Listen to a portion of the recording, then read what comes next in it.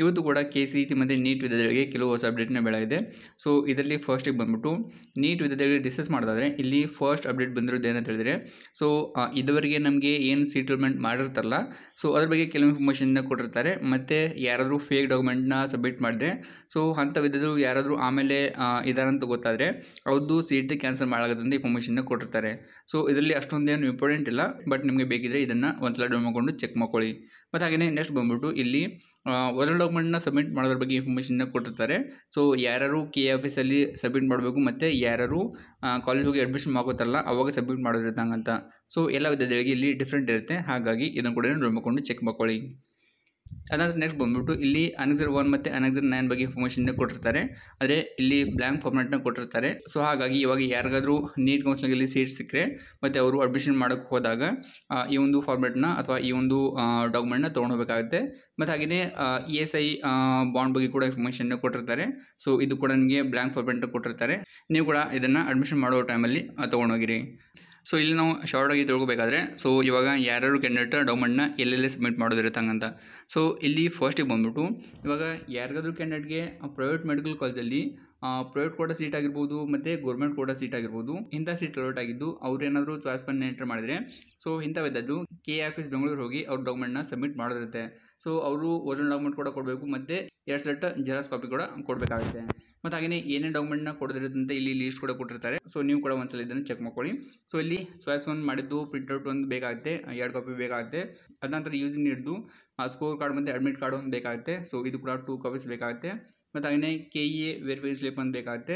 ಮತ್ತು ಹಾಗೆಯೇ fee pay ಮಾಡಿದ್ದು ರಿಸಿಪ್ಟ್ ಕೂಡ ಬೇಕಾಗುತ್ತೆ. ಮತ್ತು ಹಾಗೆಯೇ ಎಲ್ಲ ಒರಿಜಿನಲ್ ಡಾಕ್ಯುಮೆಂಟ್ ಬೇಕಾಗುತ್ತೆ. ಆದರೆ ವೆರಿಫಿಕೇಷನ್ ಸ್ಲಿಪ್ ಮೇಲೆ ಏನೇನು ಡಾಕ್ಯುಮೆಂಟ್ ಮೆನ್ಷನ್ ಮಾಡಿರ್ತಾರೆ, ಸೊ ಅದೆಲ್ಲ ಒರಿಜಿನಲ್ ಡಾಕ್ಯುಮೆಂಟ್ನ ನೀವು ಸಬ್ಮಿಟ್ ಮಾಡೋದಿರುತ್ತೆ.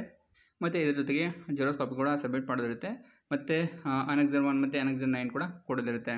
ಸೊ ಇಲ್ಲಿ ನಿಮಗೆ ಸ್ಟೆಪ್ಸ್ ಕೂಡ ಕೊಟ್ಟಿರ್ತಾರೆ. ಸೊ ಫಸ್ಟಿಗೆ ನೀವು ಚಾಯ್ಸ್ 1ನ ಎಂಟರ್ ಮಾಡಿ ಆದ ನಂತರ ಫೀನ ಪೇ ಮಾಡೋದಿರುತ್ತೆ. ಅದ ನಂತರ ಡಾಕ್ಯುಮೆಂಟ್ನ ಸಬ್ಮಿಟ್ ಮಾಡೋದಿರುತ್ತೆ KFSಲ್ಲಿ. ಅದ ನಂತರ ಅಡ್ಮಿಷನ್ ಆರ್ಡ್ರನ್ನ ಡೌನ್ ಮಾಡ್ಕೊಳ್ಳೋದಿರುತ್ತೆ. ಮತ್ತು ಕಾಲೇಜ್ ಹೋಗಿ ಅಡ್ಮಿಷನ್ ಮಾಡ್ಕೊಂಬರೋದಿರುತ್ತೆ. ಮತ್ತು KE ವೆಬ್ಸೈಟಲ್ಲಿ ಲಾಗಿನ್ ಆಗಿ ಜಾಯ್ನಿಂಗ್ ರಿಪೋರ್ಟ್ನ KEಗೆ ಸಬ್ಮಿಟ್ ಮಾಡೋದಿರುತ್ತೆ. ನೆಕ್ಸ್ಟ್ ಬಂದ್ಬಿಟ್ಟು ಇವಾಗ ಯಾರ್ಯಾರು ಡಾಕ್ಯುಮೆಂಟ್ನ ಸಬ್ಮಿಟ್ ಮಾಡೋದು ಬೇಕಾಗಿಲ್ಲ KFSಲ್ಲಿ ಅಂತ ಕೂಡ ಇನ್ಫಾರ್ಮೇಷನ್ನ ಕೊಟ್ಟಿರ್ತಾರೆ.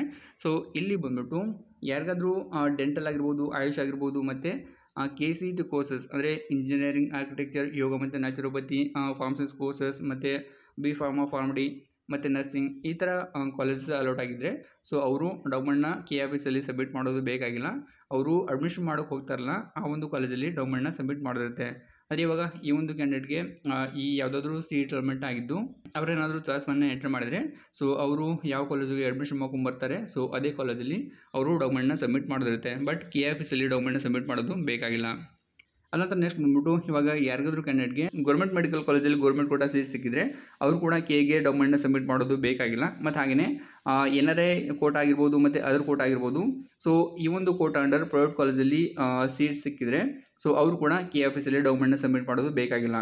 ಸೊ ಈ ಎಲ್ಲ ವಿಧದ್ದು ಡೈರೆಕ್ಟಾಗಿ ಕಾಲೇಜಿಗೆ ಅಡ್ಮಿಷನ್ ಮಾಡ್ಕೋತಾರಲ್ಲ ಆವಾಗ ಒರಿಜಿನಲ್ ಡಾಕ್ಯುಮೆಂಟ್ನ ಸಬ್ಮಿಟ್ ಮಾಡೋದಿರುತ್ತೆ. ಸೊ ಇಲ್ಲಿ ಓನ್ಲಿ ಪ್ರೈವೇಟ್ ಮೆಡಿಕಲ್ ಕಾಲೇಜಲ್ಲಿ ಪ್ರೈವೇಟ್ ಕೋಟಾ ಸೀಟ್ ಆಗಿರ್ಬೋದು ಅಥವಾ ಗೌರ್ಮೆಂಟ್ ಕೋಟಾ ಸೀಟ್ ಆಗಿರ್ಬೋದು, ಸೊ ಈ ಸೀಟ್ ಸಿಕ್ಕರೆ ಅವರಷ್ಟೇ KEಗೆ ಸಬ್ಮಿಟ್ ಮಾಡೋದಿರುತ್ತೆ ಒರಿಜಿನಲ್ ಡಾಕ್ಯುಮೆಂಟ್ನ. ಸೊ ಇವಾಗ KEಯಿಂದ ಬಂದಿರೋ ಇನ್ಫಾರ್ಮೇಷನ್ ಇಷ್ಟ ಆಗಿರುತ್ತೆ. ಮತ್ತು ಹಾಗೆಯೇ ನಿಮಗೆ Annexure 1, Annexure 9 ಮತ್ತು ESI ಬಾಂಡ್ ಬಗ್ಗೆ ಇನ್ಫಾರ್ಮೇಷನ್ ಬೇಕಂತ ಹೇಳಿದ್ರೆ ಅಥವಾ ಡೌಟ್ ಇದ್ದರೆ ನೀವು ನೀಟ್ ಇನ್ಫಾರ್ಮೇಷನ್ ಬುಕ್ಲೆಟ್ನ ಒಂದ್ಸಲ ಡೌನ್ ಮಾಡ್ಕೊಂಡು ಚೆಕ್ ಮಾಡ್ಕೊಳ್ಳಿ. ಅಲ್ಲಿ ನಿಮಗೆ ಡೀಟೇಲಾಗಿ ಇನ್ಫಾರ್ಮೇಷನ್ನ ಕೊಟ್ಟಿರ್ತಾರೆ. ಬಟ್ ನೀವು ಅಡ್ಮಿಷನ್ ಮಾಡೋಕ್ಕೆ ಹೋದಾಗ ಅಥವಾ ಅಡ್ಮಿಷನ್ ಮಾಡೋಕ್ಕಿಂತ ಮುಂಚೆ ಈ ಎಲ್ಲ ಇನ್ಫಾರ್ಮೇಷನ್ನ ತಿಳ್ಕೊಂಡಿರಬೇಕು.